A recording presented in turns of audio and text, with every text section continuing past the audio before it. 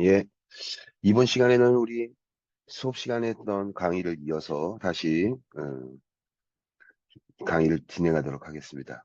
우리가 이제 그 수업 시간에 얘기했던 것들이 바로 뭐였냐면 그 최적 서비스 능력에 부합하는 이제 서비스 비용 이거에 관련된 것들을 했어요. 그래서 최적 서비스의 능력 수준이라는 것이 사실은 이제 어느 정도 수준이냐 요거에 대한 것들이 이제 제일 첫 번째로 이제 고민해야 될 거고, 그다음에 두 번째는 평균 서비스율이라든지 이런 것들에 의해서 실제 고객 도착이라든지 서비스 가능 비율이라든지 이런 것들을 이제 우리가 사실 요 부분은 우리가 이제 대기행렬에서 이제 다루는 내용인데 그것들을 이제 미리 한번 좀 얘기를 하면 이렇게 되겠죠. 음, 유사한 그림을 그리는 겁니다. 이제 이런 형태로 돼서 Y축은 이제 평균 서비스율이에요. 평균 서비스율 이렇게 되고, 그 평균 서비스율은 우리 람다를 표시하고, 그다음에 여기 Y에 이제 나와 있는 이제 Y축 같은 경우에는 이제 평균 도착률이죠. 평균 도착률. 평균 도착률. 평균 고객 도착률 얘기하는 거예요. 그죠? 이게 평균 고객 도착률을 이제 의미하는 거고. 그래서 이것이 이제 실제로 이제 이렇게 나가면 어떤 형태가 되냐면 이 사각형으로 한번 그려봅시다. 이렇게 사각형으로 이렇게. 사각형으로 쭉 그리면 이렇게 하면 1대1 대응이 되겠죠. 요소는. 그죠? 이게. 그 요거는 이제 우리 제가 수업 시간에 이제 이런 얘기를 했습니다. 서비스 이용률 로우는 어떻게 되냐? 람다를 뮤로 나누는 형태 이렇게 된다 그랬잖아요. 그죠? 그래서 로우가 여기가 이렇게 1대1 이렇게 쭉 이렇게 연결되면 1대1 대응선이니까 여기는 내가 수업 시간에 얘기했던 여러분들의 그 얘기를 뭐 종합해 보면 평균 서비스 평균 고객 도착률이 4명입니다. 그 다음에 네 명한테 서비스를 해줘요. 네 명한테 서비스를 하는데 네 명이 도착했으니까 100% 이용하는 거죠. 그러면 그건 1대1로 대응하는 거죠. 그래서 여기가, 요 선이 바로 뭐냐면, 로우는 100%가 100% 활용되고 있는 상황입니다. 이게. 어. 그래서 보통 서비스 업종 같은 경우에는 프로세스에서 상호작용에 의해서 고객과 공급자의 상호작용에 의해서 만들어지고 서비스가 갖고 있는 굉장히 다양한 제한적인 특성들 때문에 이렇게 100% 하기가 사실은 이론적으로는 가능하지만 현실적으로는 굉장히 사실은 쉽지 않은 부분이죠. 그래서 일반적으로 이제 서비스를 이제 구분을 하게 되면 요거를 이제 이렇게 표시합니다. 로우는 보통 얘를 70%. 자, 이렇게 됩니다. 그러면 여기가 서비스 이용률이 70%에서부터 서비스 이용률이 100%가 요게 바로 뭐냐면 임계 비율이에요. 임계 비율. 요게 이제 한 개 값이 이제 여기서 변동하는 거죠. 이게. 그래서 최적 서비스 수준을 80%, 뭐 70% 이상의 80% 수준으로 맞추라고 하는 얘기가 바로 여기 인계 비용의 이 정도 수준의 중간 정도 수준에 해당되기 때문에 그래요. 이게. 그래서 실제로는 여기 인계 비율이라고 하는 요 밑에 부분이 이제 바로 뭐냐면 서비스 가능 영역이에요. 여기가 서비스 가능 영역. 여기는 이렇게 쭉 해니까 람다고 여기는 뮤죠. 람다고 여기는 뮤입니다. 뮤. 이렇게 되니까. 지금 바꿔 얘기하면은 여기는 뮤보다 람다가 큰 영역이죠. 그죠? 이렇게 해서 여기는 서비스 불가 영역이죠. 그죠? 이게.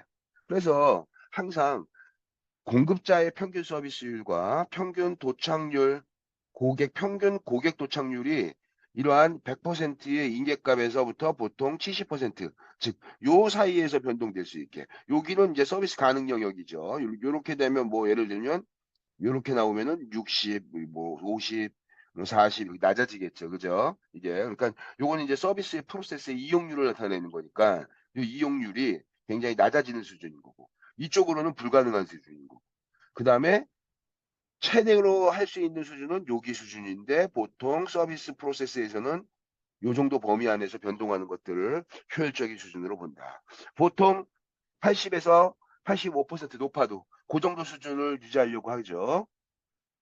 그래서 보통 이 정도 수준을 최적 서비스 수준으로 우리가 확인할 수가 있습니다. 그래서 서비스 능력의 서비스 이제 공급자가 갖고 있는 서비스 능력이죠. 이거에 대해서 이제 효율적으로 이용하기 위해서는 딱 두 가지 측면의 특성이 있는데, 첫째는 규모의 경제입니다. 이게 서비스 같은 경우에는 여러분들 제조과 서비스하고 다른 것들 중에 하나가 시설과 설비에다 투자하는 제일 첫 번째 이유는 바로 뭐냐면 이 장비를 통해서 규모적 특성을 이룰 수 있다는 거예요. 장비와 설비를 통해서 규모적 특성을 이룰 수 있기 때문에 제조업에서는 단위당 코스트를 낮춰가지고 효율적인 형태로 운영할 수가 있는 거예요. 즉 대량 생산으로 많이 만들면 만들수록 고정 비용이 낮아지겠죠. 예를 들면 이런 거예요. 규모의 경제의 개념은 이겁니다. 한 시간에 인건비 예를 들면 10,000원이 들어간다. 한 시간 내가 인건비 10,000원을 주는데 한 시간 동안 작업해가지고 생산량을 본 거예요. 생산량을 봤더니 실제로 생산량은 몇 개였냐면 예를 들면 뭐 100개를 만들었다. 그러면은 간단하게 얘기하면 인건비 이 10,000원이 제품의 100개에 사실은 어떻게 되는 거예요? 고정비가 분할되는 거죠. 이게 사실은 복잡하게 얘기하면 이거 뭐 되게 다양한 형태의 비용이 들어가지만 간단하게 여러분 보면 1시간 동안 들어가는 고정비용 인건비 10,000원이에요. 생산량 100개입니다. 그러면은 이 100개의 제품을 10,000원으로 이렇게 나누는 거예요. 그죠? 그래서 어떻게 돼요? 여기에 거의 한 제품당 거의 뭐가 들어가 있냐면 고정비가 분할돼서 여기 들어가 있는 거예요. 근데 작업이 학습 곡선에 의해서 어떻게 됩니까? 한 2년 정도 근무했어요. 2년 정도 근무해서 똑같이 10,000원을 받고 있는데 생산량은 500개가 됐다. 자, 똑같이 고정비는 10,000원인데 생산량이 500개를 해가지고 이만큼이 향상됐어. 이렇게 되면 단위당 고정 비용은 어떻게 되는 거예요? 굉장히 낮아지겠죠. 그죠? 이게, 이게 바로 규모의 경제입니다. 그래서 대량 생산을 통해서 학습 곡선을 이용하고 그걸 통해서 고정 비용을 낮추는 그러한 형태. 그래서 스케일에, 규모에 의해서 어떻게 되냐? 규모의 경제가 달성될 수 있게 해요. 그래서 주어진 서비스 능력에서 여기서 나오는 것처럼 고정비를 이 변동비 최고의 이제 그, 어, 고정비를 낮추기 위한 측면에서 어떻게 되냐. 이제 전체적인 생산량을 늘린다든지 효율적으로 생산하는 방법을 고민하겠죠. 그죠? 그래서 능력을 최대한 산출하는 능력을 뽑아내려고 하겠죠. 이게. 그래서 뭐 조업할 때도 규모의 경제가 이런 것들을 작업을 주로 이제 이러한 형태로 작업을 시행하고 코스트를 낮추기 위한 다양한 방법을 고민하겠죠. 이게. 그래서 전반적으로 서비스에서 이러한 규모의 경제를 달성하기 위해서 고민해야 될 첫 번째가 바로 뭐냐면 대표적으로 서비스 이용률이에요, 여러분. 서비스 이용률을 높이는 겁니다. 예. 그래서 서비스 이용률을 이제 높이거나 이렇게 되면 사실은 일장일단이 있어요. 서비스 이용률을 높여서 효율적으로 전반적인 규모의 경제가 달성되게 이게 높아질 수도 있지만 운영 관리 측면에서 본다면 뭐 고객 만족이라든지 고객의 개별적인 충족이라든지 이러한 측면에서는 도리어 이제 이용자의 만족이라든지 이런 것이 떨어질 수 있어요. 바꿔 얘기하면 이런 거예요. 규모의 경제를 통해서 일반적으로 여러분 규모의 경제를 쓸 수 있는 서비스는요, 굉장히 제한적이에요. 우리 규모의 경제를 쓸 수 있는 서비스라는 것이 주로 어떤 거를 쓰냐? 자, 요걸 머릿속에다가 잘 고민을 하셔야 돼요. 이게. 그러니까 서비스의 유형적 특성으로 본다면 규모의 경제를 쓰기 위한 그러한 측면에서의 서비스는요, 주로 어떤 서비스냐? 주로 서비스 팩토리라든지 매스 서비스에 해당되는 표준화 서비스가 주로 규모의 경제에서 나타나는 전형적인 서비스 상품입니다. 그러니까 우리가 얘기했던 규모의 경제를 이루기 위한 전형적인 특성은 생산 라인 방법을 이용한 서비스 공장, 그 다음에 매스 대량 서비스, 대량 서비스라고 하는 요 정도 여기에 해당되는 부분들이 거의 이 서비스의 규모의 경제를 이루는데 적합한 그런 서비스 유형이라고 할 수 있어요. 그래서 어쨌든 여기서 이런 형태로 이제 서비스를 공급하는 그런 형태가 되겠죠. 범위의 경제는요, 어떻게 돼요? 다양성입니다. 얘는 다양성. 이게. 규모의 경제는 고객화의 수준을 낮추는 문제점이 발생하지만 범위의 경제는 고객의 다양한 니즈를 충족시킬 수 있어요. 이게. 그래서 때로는 어떻게 됩니까? 이게 비효율을 갖고 오는 원인이 되겠죠? 너무나 다양한 거예요. 이게. 그래서 사실은 상품이 다른 거죠. 서비스에서 능력 계획을 한 서비스 능력을 효율적으로 이용하기 위해서 우리는 어떻게 되냐? 주로 고객들이 잘 선택하고 고객들이 주로 원하는 표준화된 몇 가지 서비스 상품만 공급하는 형태. 반대로 범위의 경제는 다양한 거예요. 다양한 거.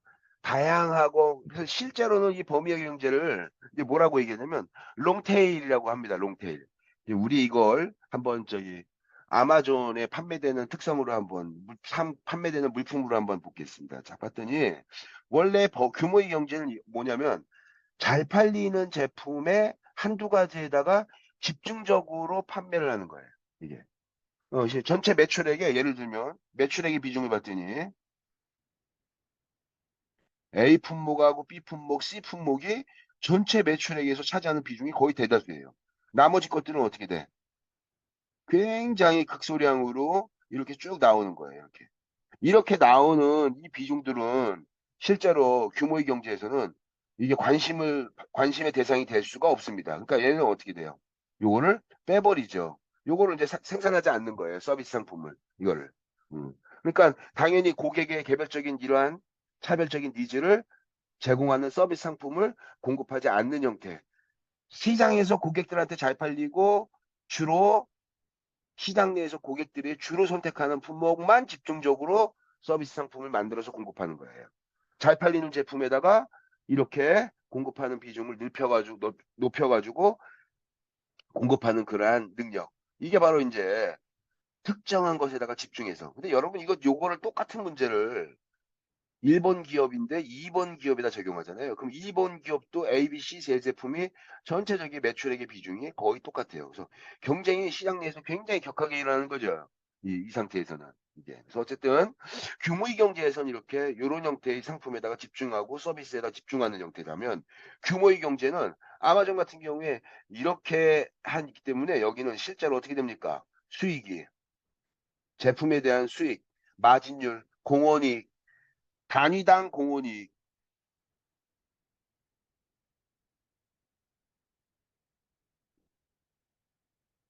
단위당 공원 이익률이요, 낮아집니다. 이렇게, 이런 제품들은. 왜 그러냐면 경쟁이 격화되기 때문에 상품의 품질이나 기능성 특성은 거의 비차별성. 그렇다고 한다면 시장 내에서 경쟁하는 주된 그 목적성은 바로 뭐냐면 가격이에요, 가격. 그렇기 때문에 단위당 공원 이익률, 즉 마진율이에요. 한 단위 팔았을 때 얼마만큼 우리 공원 이익을 만드는데 공헌하고 있습니까? 그 공헌 이익률이 굉장히 낮겠죠. 이게. 반면에 여러분 여기 길게 쭉 이렇게 연결되어 있는 거. 요걸 이제 뭐라고 하면 롱테일이라고 합니다. 롱테일. 긴 꼬리죠, 긴 꼬리. 예를 들면 매출액 판매 비중을 보면 한두 가지에 집중돼 있어요. 그죠? 이렇게.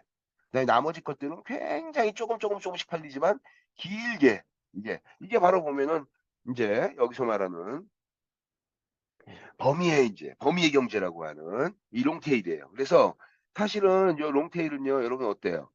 요거는 운영하는 사람 입장에서 보면 저 롱테일이 굉장히 관리가 어려운 거예요. 잘 판매되지도 않고 고객들한테 주목도 받지 않지만 특정 시장 내에서 저것을 찾는 일부 고객들이 있어. 예.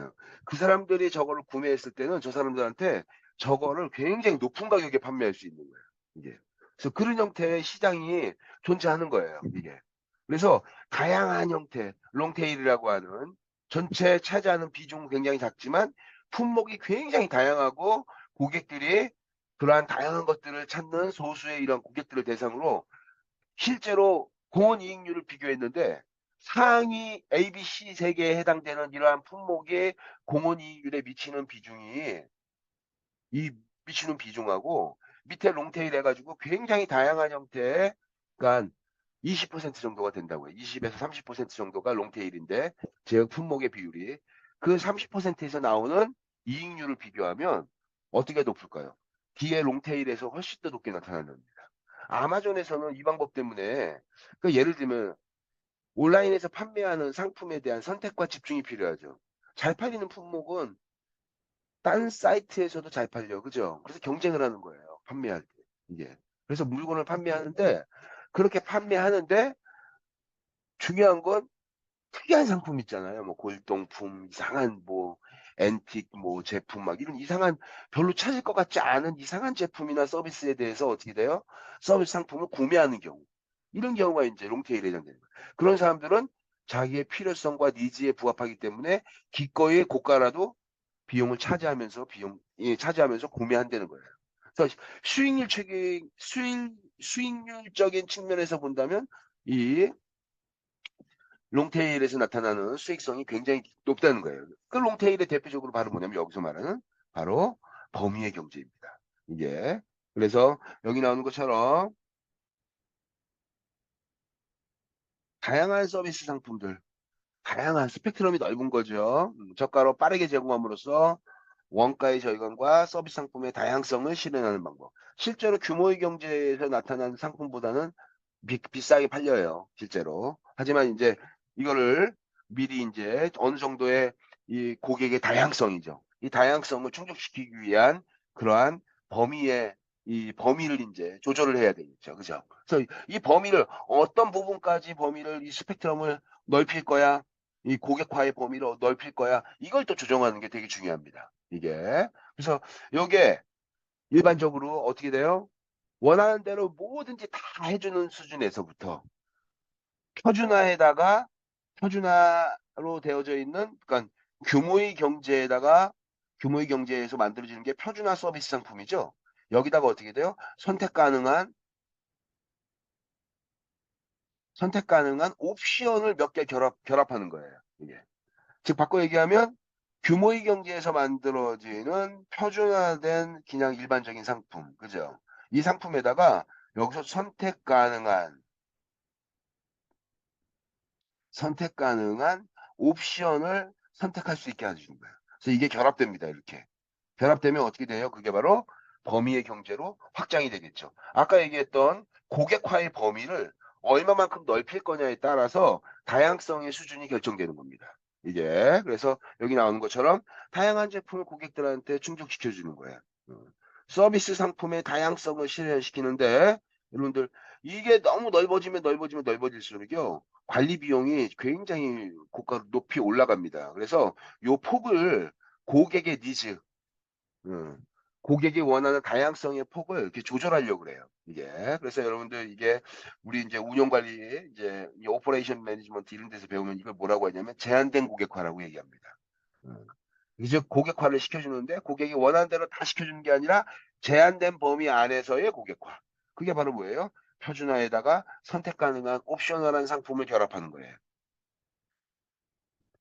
그래서 원가 절감 효과를 최대로 할 수 있는 최적 조합도를 달성하는 게 되게 중요한 부분이 돼요. 그죠? 이게. 그다음에 서비스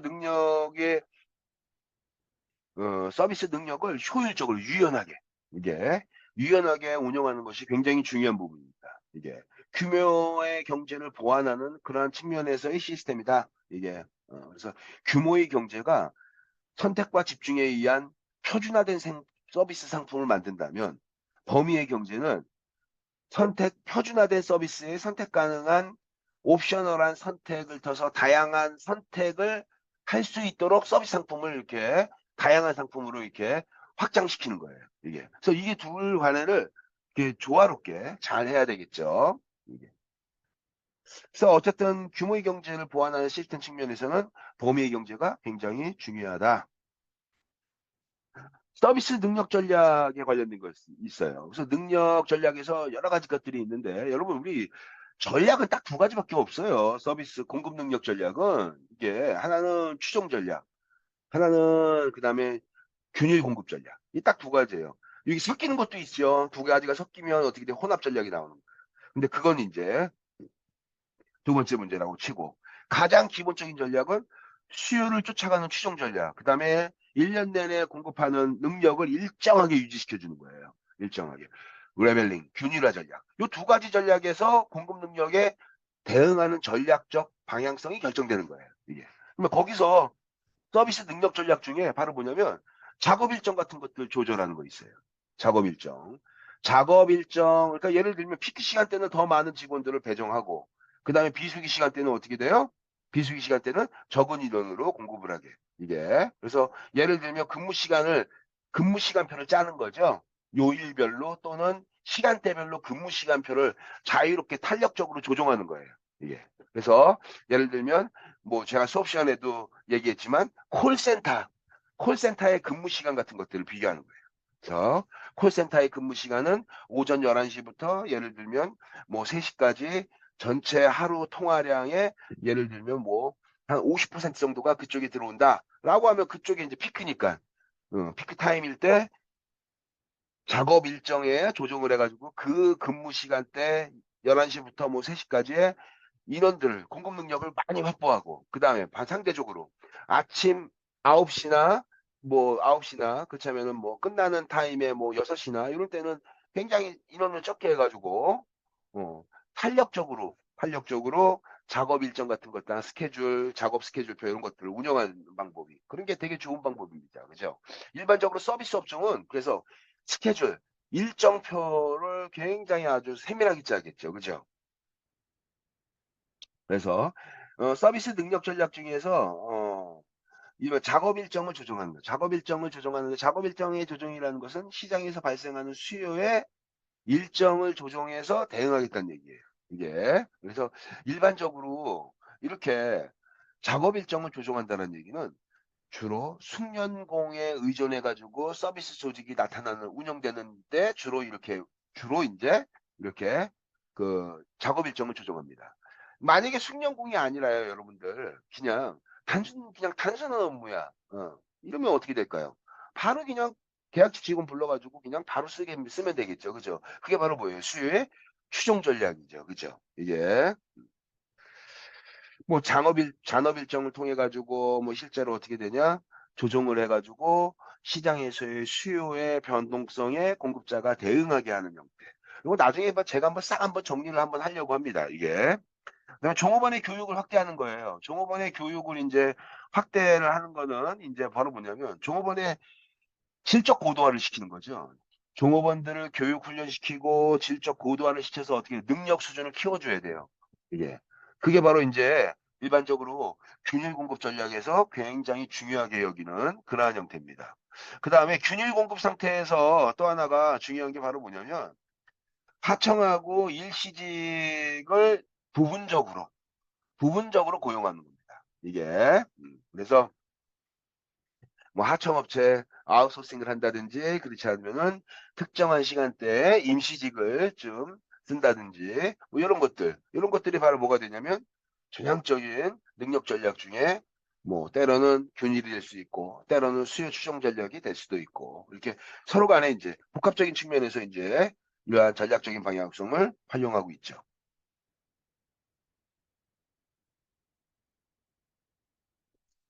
그 다음에 이제 여러분들 이제 서비스 능력 전략에 관련돼서 고객 참여를 이제 확대시키는 거예요. 이거 고객 참여를 확대시킨다는 얘기는 셀프 서비스로 프로세스에 고객을 참여시키는 방법이에요. 그래서 고객 참여를 확대한다는 얘기는 서비스의 공급 능력에서 고객의 참여 비율을 확대한다든지 우리 이거 내가 수업 시간에도 이렇게 얘기했잖아요. 음식하고 뭐 반찬이나 이런 것들은 식당에서 다 갖다 줘. 근데 거기에 물은 셀프. 물은 내가 안 갖다 주고 네가 직접 갖다 먹으세요. 손님인다. 당신이 이렇게 특정한 프로세스를 고객을 참여하게 만드는 거야. 그래서 프로세스의 길이를 어떻게 해요? 짧게 만들고 고객이 직접 참여하게 해서 내가 효율적으로 일할 수 있게 이렇게 만들어 주는 게 이제 고객 참여 방법이에요. 일반적으로 뭘까요? 이렇게 하는 방법이 셀프 서비스 SST에다가 즉 셀프 서비스 기술 SST라고 하는 셀프 서비스 기술을 통해서 요즘에는 어떻게 돼요? 키오스크 같은 것들. 그 다음에 어떻게 돼요? 인터넷이나 스마트폰을 이용한 온라인 비대면 상태에서 어떠한 서비스 상품을 구매하거나 결제를 하고 직접 가서 물건을 받아온다든지 뭐 이런 형태. 이런 형태가 이제 바로 어떻게 돼요? 고객한테 특정한 파트에 직접 참가해서 서비스 프로세스에서 자기 역할을 담당하게 하는 거예요. 고객한테. 이게. 그래서 적은 투자로 서비스 능력을 확대할 수가 있죠. 공급자는 고객한테 전달하는 서비스 전달 시스템, 서비스 전달 시스템을 짧게 설계할 수 있어요. 그죠? 짧다는 얘기는 코스트를 다운시키면서 효율적으로 운영할 수 있다는 얘기. 그 다음에 뭐 셀프 서비스는 조금 아까 얘기했던 대로 고객들한테 프로세스에 참여하게 하는 방법이다. 어. 그래서 공급자의 능력이 고객 참여로 인해서 어떻게 되냐 능력이 증가되는 거죠. 이제 공급자의 능력이 작업량은 감소하고 고객이 참여해서 내 일을 좀 거들어 주니까 당연히 내가 할 수 있는 전반적인 프로세스의 처리 능력은 굉장히 좋아지는 거예요. 이게 고객의 참여를 확대시키는 대표적인 방법이 여러분 우리 주변에 너무 흔하게 있습니다. 이거 뭡니까 그게? 뭘까요, 여러분들? 이게 우리 주변의 프로세스에다가 저렇게 고객의 참여를 확대시키면서 공급자가 효율적으로 일하는 방법이 대표적인 예가 있어요. 이게. 이 대표적으로 여러분들 이게 저기 맥도날드 같은 프랜차이즈 업체죠. 어때요, 여러분들? 주문하고 내가 받아서 식당 테이블로 이동해서 들고 음식 들고 직접 이동.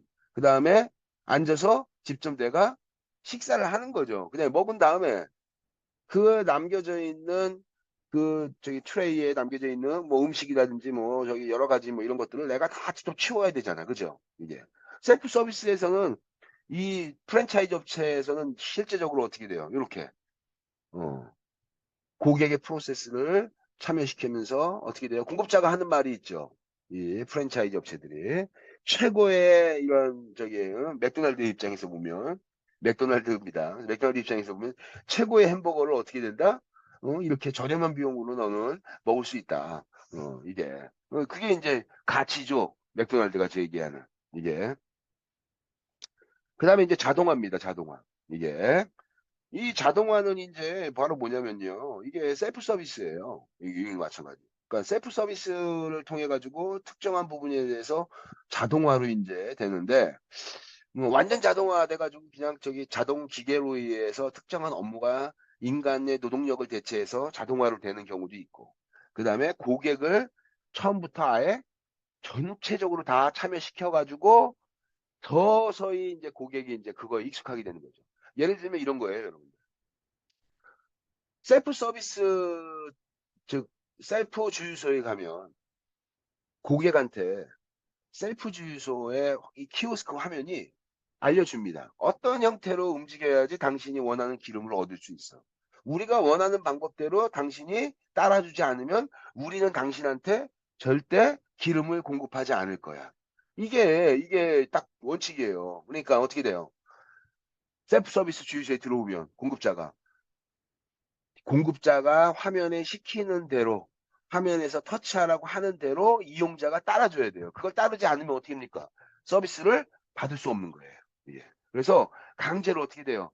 극단적인 셀프 서비스가 바로 그겁니다. 공급자가 시킨 대로 움직이게 만드는 거예요. 고객을. 예. 그래서 여기 나온 것처럼 노동력을 대신해서 자동화로 바꾼다든지 뭐 이런 것들은 뭐 대표적으로 ATM기 같은 것도 여기에 해당되죠. 이게 그래서 ATM기 뭐 여기에서 산출량 높이고 일정한 수준을 쭉 유지해 가지고 어떻게 돼요? 생산성을 극대화시키는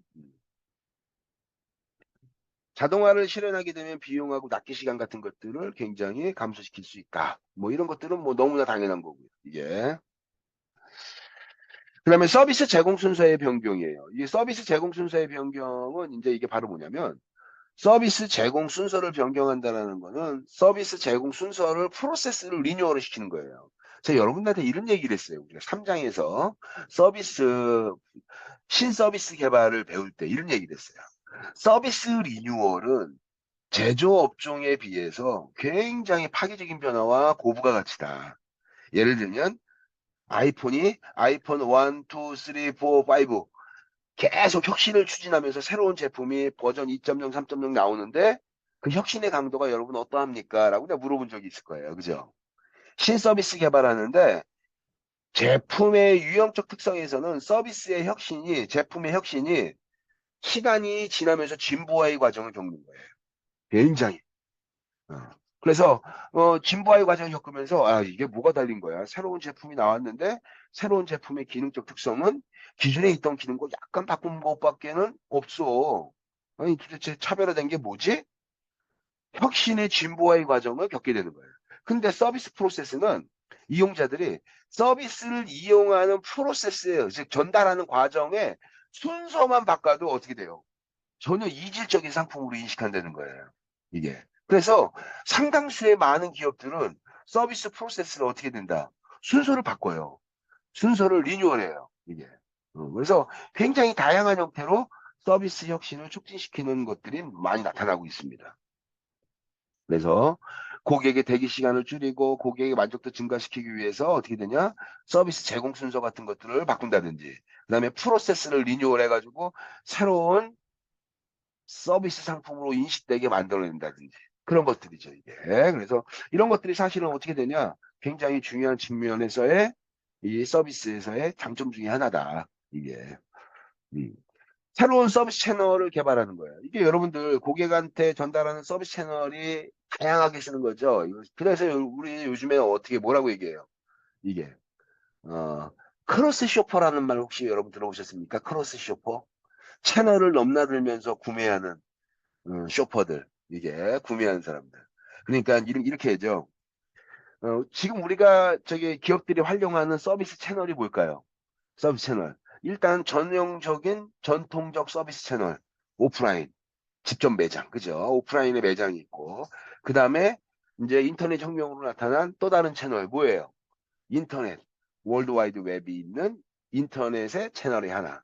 그 다음에 그 인터넷 채널과 더불어서 어떻게 돼요?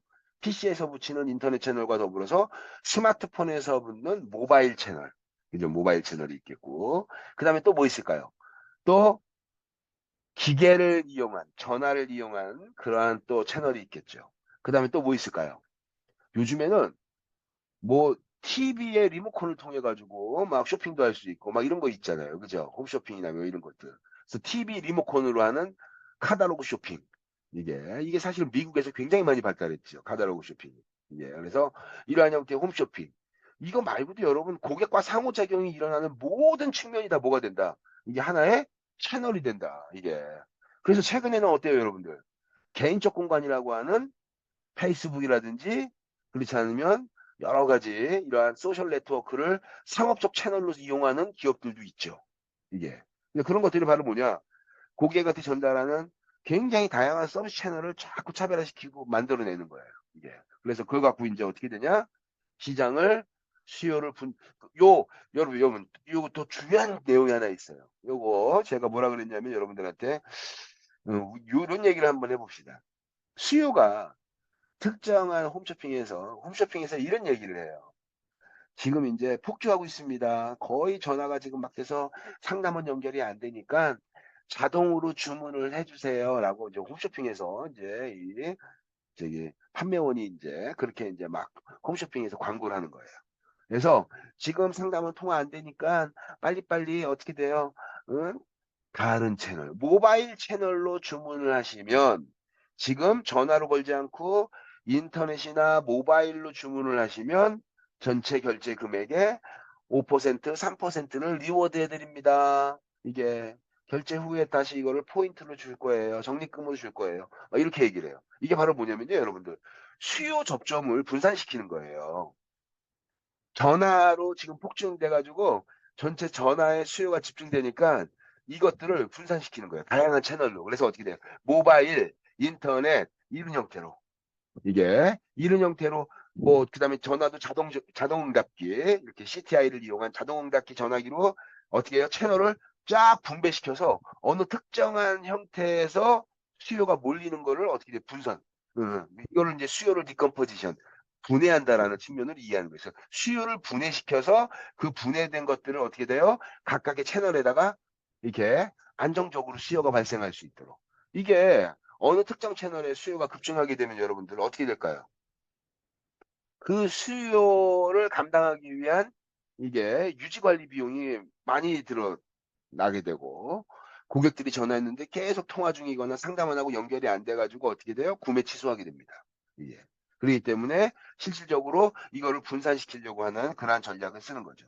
여기서 어쨌든 새로운 채널을 개발한다는 얘기는 특정한 채널에 이런 것들이 이제 예, 저기 집중되는 거를 분산시키는 거죠. 수요를 분해하는 거예요. 디컴포지션. 디맨드를 분해해서 수요를 여러 뭐 모바일, 인터넷, TV, 전화 뭐 이런 형태로 쫙 분해하는 거죠. 수요를 안정적으로. 그러한 측면에서 이러한 서비스 생산 능력 계획을 수요를 분해하는 데 영향을 미치는 요소라고 할 수가 있습니다.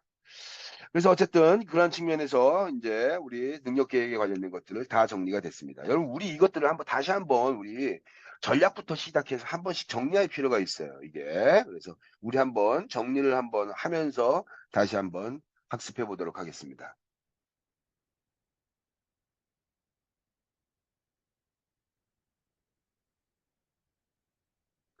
그러면 서비스 운영 관리에서 기본적으로 공급 능력 전략이에요. 이게 그러니까 공급 능력 전략이니까 어떻게 돼요? 능력 전략이니까 운영 관리 측면에서 본다면 바로 뭐예요, 여러분들? 이게 캐퍼설티, 운용에 관련되어져 있는 능력이죠, 능력.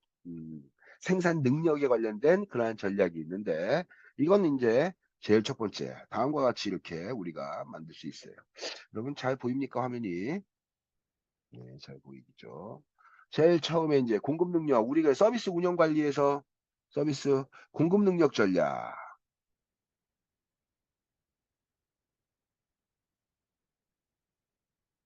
공급 능력 전략을 우리가 이제 일단 제일 첫 번째가 바로 뭐냐면 여러분들 이게 수요에 대해서 쫓아가는 추종 전략이에요. 수요를 쫓아가는 추종 전략입니다.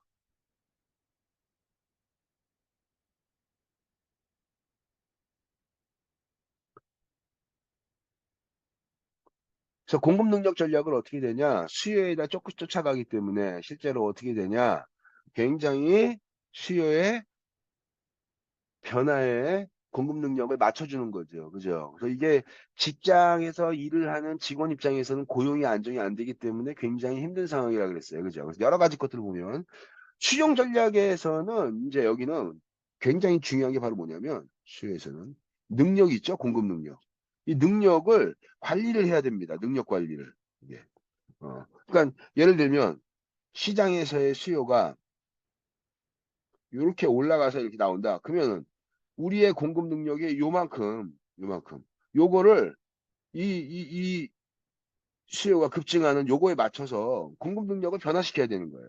그래서 능력을 이렇게 수요에 맞게 쫓아가는 거죠. 그래서 이제 우리가 예를 들자면 빨간색이 공급 능력이라면 우리는 이것들을 쫓아가는 형태로 이렇게 가겠죠. 이렇게 쫓아가는 형태로 이렇게 공급자의 능력을 수요에 맞춰서 가는 거예요. 이게 그래서 이게 추종 전략이 되고 이 추종 전략에서 여러분들 한번 보세요. 안정적으로 수요를 관리해야 되는데 사실 여러분들 이게 안정적으로 수요에 대응하는 능력을 갖는 게 사실 쉽지가 않겠죠. 그죠? 그래서 제일 첫 번째로 한번 능력을 효율적으로 관리하는 방법에 대한 것들을 보면 이게 첫 번째 뭐가 있냐면 바로 고객을 참여시키는 거예요. 고객의 참여를 이제 확대시키는 거죠. 음.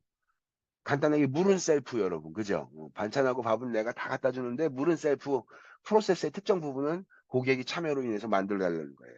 그래서 이렇게 고객을 참여를 확대하는 방법 이게 그 다음에 또 하나가 이제 뭐냐면 여기서 여러분들 수요가 이렇게 급증하게 이렇게 나타나는 이런 거기 때문에 어떤 형태로 관리해야 되냐면 교대 근무 일정 같은 것들을 잘 짜야겠네요. 그죠? 교대 근무 일정을. 이게. 교대 근무 일정뿐만 아니라 또 뭐가 있을까요? 이게 또 뭐가 있냐면 교차 훈련 시켜야 돼요. 종업원에 교차 훈련. 종업원을 교차 훈련 시킨다는 거는 여러분들 서비스 프로세스를 우리 한번 다시 한번 머릿속에 한번 봅시다. 여러분 우리 서비스 프로세스라는 게 일반적으로 어떠냐면 프로세스가 A 작업자, B 작업자, C, D 이렇게 있는데 비작업자 혼자 너무나 바쁜 거야. 딴 사람들은 다 쉬고 있는데 혼자서 계속 일해. 이게. 그런 경우가 있어요. 그죠? B, A, C, D는 크게 바쁘지 않아서 그냥 지금 그냥 크게 바쁘지 않는 상황인데 B 혼자만 바쁜 경우가 있어요. 그죠? 이게 서비스 프로세스에서 이렇게 개별적으로 작업자도 이게 나타나요. 이 노동의 놀드가. 이게. 그래서 이렇게 B번 작업자가 굉장히 작업에 몰두하고 있을 때 또 다른 A 작업자나 C나 D 작업자가 B 작업자를 도와줄 수 있어야 되는 거예요. 그죠? 이게. 그렇게 되려면 어떻게 해야 됩니까, 여러분들? 원래 생산 라인 방법이죠. 생산 라인 방법에서 작업자들한테 자기를 전문화, 분업화 전문화예요. 그죠? 분업화 전문화입니다. 분업화 전문화가 생산 라인 방법의 특징이에요. 그죠? 근데 이렇게 프로세스에서 병목으로 이렇게 나타나는 어떠한 공정의 문제가 생겼을 때 종업원을 교차 훈련을 시켜주면 A하고 C, D가 와가지고 일정 부분 이 프로세스의 로드를 덜어주는데 일조하죠. 이게. 그래서 종업원을 교차 훈련을 시켜가지고 프로세스의 여러 가지 일을 담당할 수 있도록 즉 다기능공처럼 만드는 거예요. 교육 훈련을 시켜서. 그 다음에 뭐 여러 가지 조절 가능한 능력, 뭐 교대 일정, 작업원, 그 다음에 능력 같은 것들을 공유하는 거예요. 능력 공유. 이게 뭐 설비 능력을 공유한다든지 이런 것들. 그래서 뭐 설비 능력을 공유하는 여러 가지 특징 중에 한번 또 하나 얘기를 하자면 이런 것들이 되겠죠, 여러분들. 노선을 공유하는 거예요. 코드 쉐어링이라 그래가지고 여러분들 한 머릿속에 한번 생각을 해보세요. 해외여행 갔거나 어떻게 갔을 때 예를 들면 내가 미넨이나 독일이나 어디에 뭐 미국 어디 이렇게 여행 가려고 티켓 보는데 코드 쉐어링이라는 말을 한번 들어보세요. 공동 운항하는 항공권 코드 쉐어링이라는 게 있습니다. 그래서 항공권의 특정한 노선을 자기하고 전략적 제휴를 맺은 항공사하고 쉐어하는 거예요. 그래서 예를 들면 프랑크푸르트에 있는 이 루프트한지 이 항공사하고 대한항공하고 어떻게 돼요? 스카이팀. 음. 이게 전략적 제휴를 맺어 있는 그러한 형태의 이제 저기 회사죠. 그래서 어떻게 돼요? 프랑크푸르트 노선으로 가는데 나는 한국의 국적기를 내가 타가지고 예약을 했지만 실제 운행하는 거는 루프트한지의 독일 항공사예요. 이게. 독일 항공사는 어떻게 되는 겁니까? 독일에서도 독일 항공사가 판매를 하고 한국에서도 어떻게 돼요? 그 노선에 대해서 두 개 항공사가 같은 하나의 노선을 판매하는 거예요. 예. 거기서 수요가 많이 나오겠죠. 그죠? 그 다음에 이 코드 쉐어를 통해서 특정한 항공권을 운항사와 판매사가 있어요. 이게. 그러면은 대한항공이 원래 가야 되는데 루프트한지 독일의 항공사가 그 비행기를 떠서 프랑크푸르트로 가는 거예요. 그래서 어, 대한항공은 판매사가 되고 그 다음에 항공기를 운항하는 루프트한지는 이제 운행사가 되고 이렇게 그래서 특정한 노선을 양쪽에서 수요를 판매할 수 있게 이게 만약에 이 코드쉐어나 공동 운항이 안 되면 예를 들면 이런 거예요. 우리나라 서울에서 저기 인천에서 국제공항에서 이 독일로 갈 때 거의 고객이 없는 채 프랑크푸르트로 날아가야 되는 거예요. 이게 그러니까 고객이 없으면 운항 스케줄을 당연히 조정하겠죠. 이게 조정을 할 겁니다. 굉장히 빈번하지 않게 뜨문뜨문 그죠. 반대로 독일에서 있는 이 루프트한자 항공사는 독일에서 한국으로 들어오는 고객들도 사실은 독일 다른 해외 가는 것보다 되게 수요가 적을 거예요. 그죠? 이렇게 서로 간에 각자 운행하게 되면 굉장히 비용이 고비용이다 하기 때문에 코드를 쉐어해가지고 어떻게 돼요? 운항사하고 판매사가 다르게 해서 같이 운항할 수 있도록. 이렇게 하는 게 코드 쉐어링 돼가지고 공동 운항하는 거. 이게 이제 어떠한 이제 공유되어져 있는 능력, 이제 공급 능력을 이제 공유하는 거죠. 효율적으로 운영하려고. 설비, 장비 같은 것들도 이렇게 운영하는 데가 되게 많아요. 이게. 그래서 이 능력을 공유해 준다든지 능력을 같이 쓰게 할 수 있게. 그래서 뭐 예를 들면 특정한 생산 설비에 대한 아웃소싱을 통해 가지고 수수료를 내고 이용료를 내고 쓴다든지 이런 것들. 이런 여러 가지 것들이 되게 많겠죠. 그래서 능력, 뭐 고객의 참여를 확대시키고 교대 근무 일정이나 이런 것들을 변경을 해서 몰리는 시간대 공급자를 많이 하고 없을 때는 직원의 수를 줄이고 그다음에 종업원의 교차 훈련을 시켜서 다기능공처럼 만들고 능력을 공유해서 쉐어링을 해가지고 효율적으로 운영할 수 있게 하고 그다음에 시간제 자원의 시간 특정한 시간대에서만 활용할 수 있는 자원 같은 것들이 있죠. 파트타이머라든지 뭐 이런 사람들을 이제 시간제 특정한 시간대에서만 활용할 수 있는 사람들을 임시직으로 이제 고용해서 활용하는 그러한 형태도 이게 중요한 형태의 대응 방법이라고 할 수가 있어요. 그 다음에 이제 또 있습니다, 여러분들. 두 번째가 이제 바로 추정 전략을 했으니까 이제 우리는 뭐냐면 이제 레벨링 이게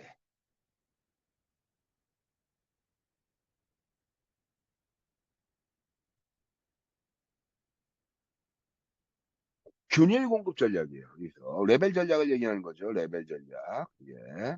레벨 전략.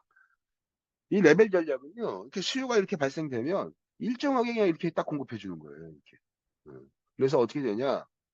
수요의 변경 없이 그냥 일정하게 공급 능력을 유지시켜 주는 겁니다. 이게. 그래서 단점은 있죠. 비수기나 성수기에 따라서 공급 능력이 부족할 수도, 남아 돌 수도 있어요. 그죠? 이거를 효율적으로 할 수 있는 방법을 이제 찾아내야 되겠죠. 그죠? 그래서 요거는 균일 공급 전략을 만들기 위해서 제일 첫 번째가 바로 뭐냐? 이게 보완적 서비스를 개발한다. 보완적 서비스를 개발하는 건 바로 뭐냐면요. 어떠한 특정한 서비스 상품이나 이런 것들 수요가 급증해가지고 그 급증하는 서비스의 수요를 감당할 수가 없을 때가 있어요. 예. 제가 이거 수업 시간에다가 비슷한 얘기 들었던 것 같은데 삼각김밥의 로스율이 높아짐으로 인해서 어떻게 되냐. 그 상품을 특정한 시간대 이후로 이제 재고가 쌓이니까 그 재고가 쌓이는 비율을 최소화시키려고 예를 들면 저녁 8시다.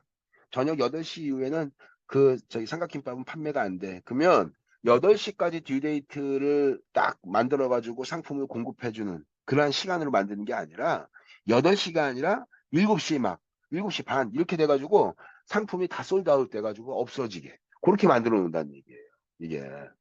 그래서 실제 수요가 만약에 100개가 필요하다 그러면 100개를 공급해 주는 게 아니라 90개 이 정도만 90개, 95개, 5%, 10% 정도의 이러한 결품 비율을 맞고 이제 공급해 주는 거예요. 이게.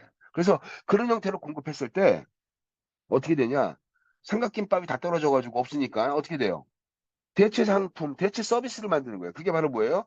상대적으로 보존 기간이 긴 도시락, 김밥, 어묵류 이런 것들이 되는 거예요. 그래서 이렇게 보완적 서비스나 보완적 상품을 개발해 가지고 서비스를 이렇게 전환시키는 거예요. 그죠? 이게 그 다음에 또 있죠. 이제 두 번째 균일 공급 전략이 하나는 여러분들 이렇게 폭증하는 거야 이게 이거 어떻게 해요 이거 폭증하는 거 이거를 어떻게 할까요? 균일 공급 전략에서는 얘는 누르고 얘는 높이고 그죠? 이런 전략 쓴다 그랬잖아요. 그래서 저점과 고점의 차이를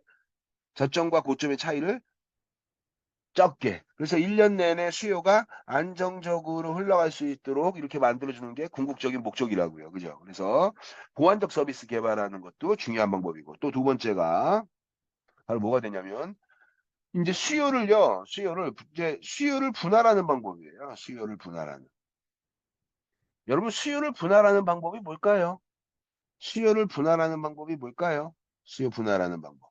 수요를 분할하는 방법은 제일 첫 번째가 뭐예요? 예약이잖아, 예약. 이때 발생 가능한 어떠한 특정한 시점에서 발생 가능한 거를 사전에 미리 공급자한테 알려주는 거예요. 그죠?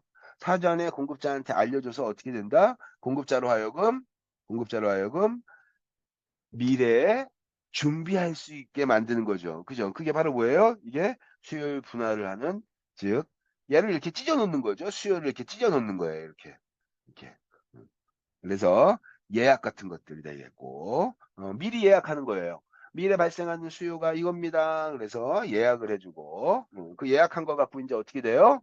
이제 그쯤에 수요가 발생하는 시점에 와서 확인 절차를 거치고 이제 최종적으로 이제 확정되겠죠. 그래서 수요 예약하는 것들 이게 수요를 분할하는 거. 그다음에 또 있습니다. 또 뭐 있을까요, 여러분들? 수요가 이 시간대에 수요가 피크로 올라가 급증하기 때문에 바로 뭐가예요, 여러분들? 가격 인센티브. 가격에 대한 인센티브예요. 뭐 이거 이렇게 되겠죠, 여러분들? 시장에서의 수요가 이렇게 나왔어요. 여기 성수기네, 여기. 그러면 우리는 균일 공급을 하면서 여기는 어떻게 돼요?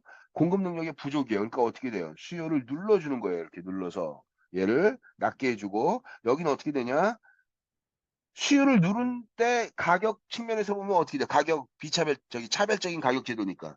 가격이, 호텔 가격이 방에 예약하는 예약 비용이 전체적으로 올라가죠. 그래서 올려서 가격을 올려서 시장의 수요를 누르는 거예요. 이게. 반대로 여기는 어떻게 돼요? 가격을 낮춰서 수요를 높이는 거죠. 그죠? 그러면 어떻게 됩니까? 수요는 높아지고 얘는 낮아지고. 이렇게, 그지? 그래서 수요의 고점과 저점에 대한 것들이 이렇게 레벨링에 의해서 좀 변동하겠지만 크게 변동하지 않는 이렇게 안정적인 상황으로 막 바꾸려고 하는 거예요. 그래서 수요를 분할하고 예약하고 그다음에 가격 인센티브 같은 것들 제공하고 이게 가격 예약해 줬을 때 어때요, 여러분들? 우리 예약하면 가격 할인 같은 거 해주는 데 있잖아요. 그죠? 미리 예약해 주면 가격을 할인해 주고 가격 할인하고 똑같은 효과를 줄 수 있도록 추가적인 서비스를 제공한다든지 이런 것들이 이제 이런 형태가 되겠죠. 그다음에 또 뭐 있으냐? 이게 이제 바로 뭐가 되냐면 비수기입니다. 비수기. 비수기의 수요를 촉진시키는 그러한 프로모션 같은 것들을 하는 거예요. 비수기 여기 있네요. 비수기. 이런 비수기 때 수요를 촉진시키기 위한 다양한 방법을, 예를 들면, 우리 여러분들, 비수기가 모피 옷의 비수기가 어디예요? 여름이잖아요. 그죠? 여름에 더운데 그냥 모피 보는 것만으로도 덥잖아요. 근데 어떻게 됩니까? 내가 모피에 대한 관심이 있는 고객들은 신상품을 어떻게 돼요?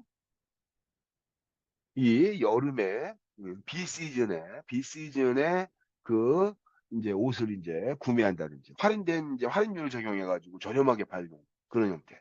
뭐 겨울 패딩, 스키 장비 이런 것들 다 뭐가 돼요? 이게 다 이제 이렇게 비수기에 수요 촉진을 하는 그러한 형태입니다. 즉 바꿔 얘기하면 계절적 수요가 발생하는 상품일 경우에는 계절적 수요라 그랬어요, 여러분들. 계절적 수요이기 때문에 예를 들면 이런 거예요. 수영복, 스키, 모피 의류 이런 것들 다 뭐예요? 이게 계절적 수요가 발생하죠.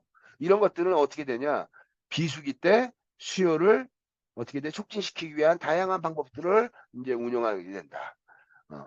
제조업에서는요, 여러분들, 이렇게 서비스 상품하고 달리 제조업에서는요, 비수기 때 뭘 만들어 놓는다? 재고를 만들어 놔요. 그죠? 재고를 만들어서 그거 재고를 갖고 수요의 변동성에 대응하는 방법을 쓰죠. 그게 제조와 서비스의 차이점입니다.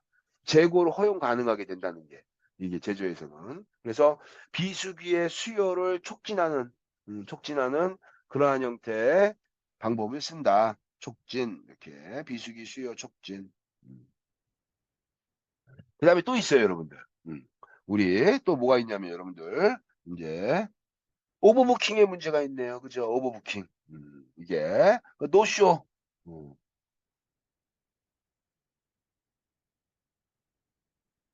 노쇼하고, 음, 어떻게 돼요?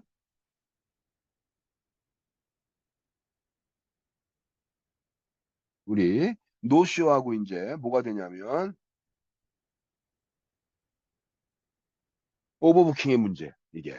그래서 이 노쇼와 오버부킹의 문제가 사실은 이제 어떻게 되냐?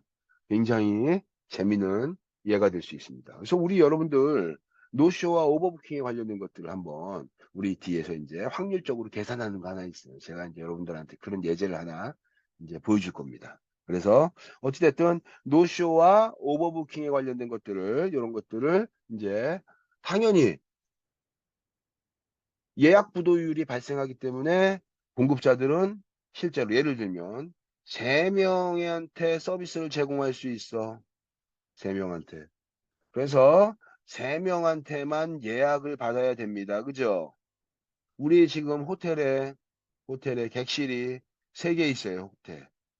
룸이 3개 있는데 3명한테 서비스를 공급할 수가 있습니다. 근데 그래서 3명한테 세 가족들한 세 팀한테 예약을 받을 수 있는데 이 직원이 어떻게 했냐면 5명한테 예약을 받은 거예요. 이게. 어. 5명한테 예약을 받으면서 어떻게 돼요? 오버부킹을 오버부킹을 이제 실시한 거죠. 2명 거를요. 그죠? 다행히 5명 중에 2명이 노쇼 해가지고 안 왔어. 이 사람들이 안 왔어. 그러면 어떻게 되냐? 정확하게 맞았죠? 이게 3명한테 객실을 3개를 서비스할 수 있는데 5명이 예약을 받았는데 2명이 노쇼로 안 와버렸어. 그러면 3명 딱 정확하게 딱 온 거죠. 이게 이런 형태. 이게 근데 여러분 이럴 경우가 있어요. 내가 3명한테 예를 들면 3명한테 서비스를 제공해야 되는데 내가 노쇼를 예상해서 내가 2명한테 더 오버부킹을 한 거예요. 예약을 더 잡은 거야. 그래서 5명한테 예약을 받아놨는데 실제 서비스가 발생하는 날 딱 봤더니 5명이 왔어. 큰일 났죠. 착한 고객들이네. 그죠? 5명이 도착해가지고 누군가 2명은 어떻게 돼요? 오버부킹의 문제 때문에 서비스를 공급할 수가 없게 돼버린 거예요. 그죠? 이랬을 때, 어떻게 하냐? 이랬을 때. 이거 되게 중요한 문제입니다. 이게. 예를 들면 호텔 같은 경우에는 여러분들 어떻게 되냐면 실제로 이 고객들을 경쟁사의 호텔이라든지 그 주변에서 가까운 호텔로 리무진, 의전용 리무진 차량에다 탁 태워가지고 고객님 팀장이 나와가지고 죄송하다고 저희가 이렇게 오버부킹 했다고 이렇게 하면서 거기다가 딱 태워가지고 경쟁사의 호텔로 딱 안내합니다. 경쟁사의 호텔로 안내한 다음에 어떻게 돼요? 거기서 이제 경쟁사의 호텔에서 이제 숙박을 하시고 이제 서비스 비용을 다 차지해 주죠. 이게 바로 뭐래요? 이게 바로 이제 오버부킹 했을 때 이 회사가 제공하는 손실 비용이에요. 그죠? 내가 고객한테 3명만 예약해야 되는데 안 왔고 예상해서 내가 2명을 예약했으니까 그 사람들한테 새로운 방을 잡아줘야 되고 그죠? 이걸 해줘야 되는 그러한 비용이 발생하는 거예요. 그 비용을 이제 어떻게 되냐? 얼마 정도 되냐? 이걸 계산할 수가 있겠죠. 그죠?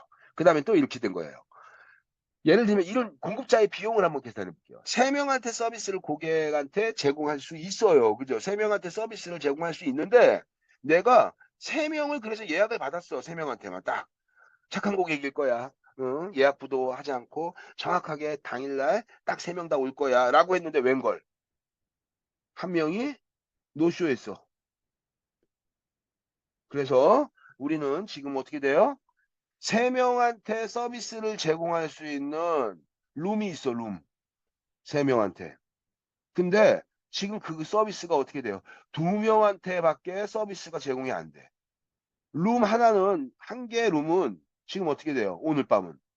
빈 상태로 그냥 날려버리는 거예요. 그죠? 손님을 더 받을 즉 내가 거기다가 고객을 받아서 내가 수익을 발생할 수 있었을 텐데 받았으면. 그죠? 근데 안 받음으로 인해서 어떻게 돼요? 내가 뭐가 생기냐면 손실 비용이 생기네요. 그죠? 기회비용 같은 것들이. 즉 노쇼는 오버부킹과 예약 부도로서 발생하는 이 기회비용들의 합이에요. 이게. 그래서 이 기회비용의 합을 갖고 이제 어떻게 되냐? 우리 이거 갖고 서비스의 수준을 우리가 예측할 수 있어요. 이게 이런 굉장히 다양한 형태의 이제 문제들을 이게 우리가 문제 풀 수 있습니다. 그래서 어쨌든 균일 공급 관리에서는 여기 나온 것처럼 초과 예약 같은 것들이 또 굉장히 중요한 하나의 요인이라고 할 수가 있습니다. 그 다음에 또 있죠, 여러분들. 이게 여섯 번째 바로 뭐냐면은 고객 유발성입니다. 고객 유발성 변동. 음. 고객 유발성 변동에 관련된 것들이 있어요, 여러분. 이게. 그래서 고객 유발성 변동은 바로 뭐냐? 이게 이 고객의 유발성 변동이라고 하는 이 개념은요, 바로 뭐냐면 서비스 프로세스의 불안전성이에요. 서비스 프로세스의 불안전성. 음, 불안정성. 이 안정성의 개념이 바로 뭐냐면요. 왜 서비스 프로세스는 불안정하고 변동성이 클까? 그 이유를 나타내는 겁니다. 이게 바로 뭐냐면 A. 자, 그래서 고객한테서 발생하는 변동성의 종류가 있어요. 그죠? 고객한테서 나타나는 변동성. 이것들 때문에 서비스 프로세스가 불안정해진다는 얘기예요. 이게. 그래서 그게 바로 뭐냐면 전반적으로 제일 첫 번째가 바로 뭐냐면 고객의 도착이 변동한다. 고객 도착이 변동한다. 고객 도착이 임의대로 임의대로 내가 대기업역 계산할 때 몇 시간에 몇 명의 고객이 도착합니다라고 했다고 하더라도 항상 그 시간에 그 고객이 도착한다라는 보장은 없어요. 평균이기 때문에. 변동한다라는 거예요. 이게 고객 도착에 대한 변동성이 이거는 너무 일반적으로 많이 나타난다. 이게 그래서 이게 고객 유발성의 이 변동이 일단 개념을 좀 알아야 되고 이 고객 유발성 변동을 어떻게 되냐 내가 수용할 거야. 그렇지 하면 이거를 어떻게 돼요? 이거를 감축할 거야. 이 변동성을 내가 허용해서 받아줄 거야. 그렇지 하면 이거를 내가 받아주지 않고 내칠 거야. 이거예요. 이 전략이에요, 이게. 이게 그래서 고객 도착이 변동한다는 얘기는 고객이 굉장히 예측 불가능하게 수요가 발생한다는 얘기예요. 그죠? 수요가 발생. 이렇게 고객이 들쭉날쭉하게 도착하고 고객이 이렇게 들쭉날쭉하게 서비스 조직에 도착하기 때문에 공급자들은 고객의 도착의 변동성을 수용할 경우에는 어떻게 하면 될까요? 어떻게 하면 될까요? 공급자를 더 많이 뽑아서 대기하고 있다가 어떻게 돼요? 고객이 적게 올 때는 그나마 다행이지만 많이 올 때 딱 대응하는 방법이죠. 이거는 굉장히 고비용 전략이에요. 그죠? 이게 고비용 전략입니다. 일반적으로 어떻게 되죠? 여러분들 공급자의 능력은 피크를 기준으로 공급 능력을 결정한다. 특히 서비스 같은 경우에는 이게 왜 그러냐면 중간 지점이라든지 저점이라든지 중간과 고점 저점을 평균 낸다든지 이러면 어떻게 돼요? 실제로 서비스 공급 능력에 무슨 문제가 생긴다? 공급이 안 되는 부분이 생겨요. 그러니까 예를 들면 시장의 수요를 한번 그려볼게요. 시장의 수요가 이렇게 수요가 이렇게 올라왔습니다. 근데 우리가 공급 능력이 이렇게 돼 있습니다. 요 선이 이제 공급 능력이라고 합시다. 우리 예, 공급 능력이고 요게 수요라고 합시다. 그러면 여러분 보세요. 여기는 우리 실제 공급 능력으로 여기는 공급이 안 되는 거야. 여기는 바로 뭐예요? 이거는 대기가 생기겠죠. 대기행렬이 그죠? 줄 서세요. 이거 다 대기행렬 생기는 거예요. 그렇기 때문에 어떻게 되냐? 공급자의 공급의 이러한 능력은 원칙은 피크를 기준으로 잡아야 돼요. 그죠? 피크를 잡아야 돼요. 요걸 잡고 공급 능력을 수용하는 방법을 이게 일반적으로 쓰는 방법인데 이 피크를 잡으면요. 굉장히 고비용 전략이에요. 그죠? 이게 고비용 전략입니다. 그래서 피크로 잡으면은 어떻게 되냐? 고비용 전략이기 때문에 때로는 어떻게 돼요? 중간, 그 다음에 저점일 때 이 세 포인트를 평균 내가지고 공급 능력을 실제로 잡는 경우도 있어요. 이렇게 되면 평균선이 이렇게 돼요. 위쪽에 걸려요. 이게. 그래서 어떻게 돼요? 부족분이 생깁니다. 그래서 일정 부분 그 부분은 어떻게 한다? 일정 부분 그거는 특정 파트타이머로 쓴다든지 그렇지 않으면 특정 대기행렬을 만들게 한다든지 그런 형태로 이제 공급을 하게 되는 거죠. 그래서 일단 고객 도착에 대한 변동이 기본적으로 이제 나타나게 됩니다. 그 다음에 또 하나가 이제 바로 뭐냐면요. 이제 고객들이 요구 사항이 굉장히 개별적이에요. 요구 변동성. 두 번째가 바로 뭐냐면 요구에 대한 어이구. 두 번째가 바로 뭐가 되냐면 요구에 대한 변동성입니다. 요구에 대한 변동성. 고객 요구가 변동하죠. 고객 요구가 항상 일정할 수가 없습니다. 그죠? 요구가 변동을 해요. 이게. 예를 들면 우리 호텔에 빈 방이 없어 지금. 예약 잡기도 힘들어. 굉장히 어려운 상황인데 찾아와서 뭐라 그래요? 금연실에 오션뷰의 방을 달래. 방 자체가 없어요 지금. 네. 그래서 이 까탈스러운 고객 요구 변동성 때문에 사실은 어떻게 된다? 이용자들이 대응하는 것이 되게 어려워지겠죠. 그죠? 그래서 그런 측면에서의 요구 변동성. 이게, 그거 보겠습니다. 요구 변동성이 이제 요게 되고. 그 다음에 C가 이제 세 번째가 이제 바로 뭐가 되냐면 세 번째는 이제 역량 변동성이에요. 역량 변동성. 이게 역량 변동성. 이게, 그러니까 역량이라고 하니 여기서 말하는 역량, 역량 또는 능력. 능력 변동성이라는 것은 고객이 갖고 있는 능력이 다 제각각이야 달라. 그죠, 여러분들? 이게. 그래서 이 사람이 능력의 수준이 제각각이기 때문에 수용할 경우에는 만약에 공급자가 이 능력이 굉장히 이용자의 능력이 예를 들면 굉장히 저기 학교를 잘 다니지 않고 굉장히 이 잘 영어에 대해서 굉장히 잘 모르는 사람이 있어요. 근데 이 의사가 영어를 써가지고 굉장히 복잡하게 설명해 주는 거야. 그럼 어때요? 그거 알아들을까요? 그 고객이? 아, 선생님, 저는 영어 쓰시면 좀 무슨 말인지 하나도 몰라요. 못 알아들어요. 능력의 변동이 되는 거야. 그죠? 예. 반대로 어떤 똑똑한 고객이 있어. 굉장히 아주 훌륭해. 근데 그 고객한테 애기한테 설명하듯이 굉장히 간단하게 얘기하는 거야. 그랬더니 이 사람이 어떻게 돼요? 아니, 구체적으로 증상에 대한 특성과 이런 것들에 대해서 설명해 주세요. 라고 이렇게 요구할 수 있죠. 즉, 어떻게 돼요? 이용자의 특성을 내가 알아서 그거에 맞춰줘야 되는 거야. 이게. 수용하는 방법은 능력에 따라서 낮은 능력을 갖고 있는 사람한테는 낮은 수준에서 설명해. 높은 능력을 갖고 있는 사람한테는 높은 능력으로 설명해. 이게. 즉, 변동성이 생길 때 이것들을 수용할 거냐, 내가 거절할 거냐. 이거의 전략인데 수용 전략은 맞춰주는 겁니다. 이게. 그래서 그러한 측면에서의 특성이 있고, 그 다음에 이제 네 번째가 이제 바로 뭐냐면, 네 번째가 프로세스에 들어왔을 때, 자기가 서비스 프로세스에 들어와서 뭘 해야 되냐면, 자기가 투입하는 노력에 대한 변동성이에요. 노력에 대한 변동성입니다. 노력을 해야 돼요. 이게. 이 노력을 하지 않는 사람들이 있어요. 이게. 그러니까 예를 들면 여러분들 대표적으로 뭐하러 뭐예요? 마트에 와가지고 카트에다가 짐 싣고 자기 차로 가죠. 주차장에 가서. 그 다음에 어떻게 돼요? 주차장에서 자기 차 근처에서 짐 다 실어 놓습니다. 그 다음에 그 카트 어떻게 해야 돼요? 수고스럽지만 어떻게 돼요? 카트를 모아놓는 곳으로 내가 끌고 가서 거기다가 직결해서 체결 딱 그렇게 해줘야 돼요. 그죠? 이게 내가 해야 될 노력이야. 근데 그거 안 하고 그냥 옆에다가 그냥 차 옆에다가 뚝 이렇게 놓고 그냥 가버린단 말이에요. 이게. 그죠? 그래서 공급자가 프로세스 안에 들어와 가지고 노력을 얼마만큼 해야 되냐에 따라서 변동한다. 이거에 따라서 어떻게 돼요? 때로는 고객이 프로세스에 들어오기도 하고 들어오지 않기도 하다. 만약에 내 노력을 내가 많이 해야 돼. 그럼 어떻게 돼요, 여러분들? 어우, 내가 들어서 나뭘 하라고? 어우, 나 좀 못해. 어우, 나 안 할래. 어, 예를 들면 주로 셀프 서비스 개발할 때 내가 투입하는 노력의 정도가 높으면 높을수록 셀프 서비스에 참여하려고 하지 않습니다.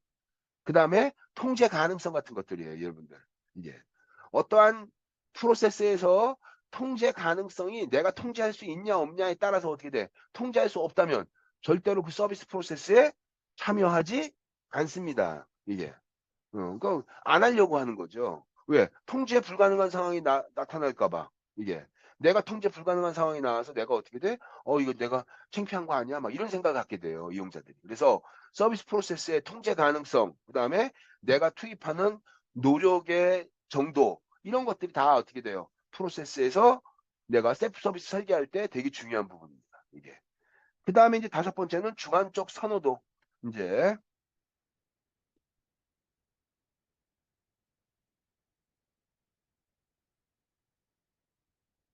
주관적인 선호도의 차이가 발생해요. 이게 주관적인 선호도.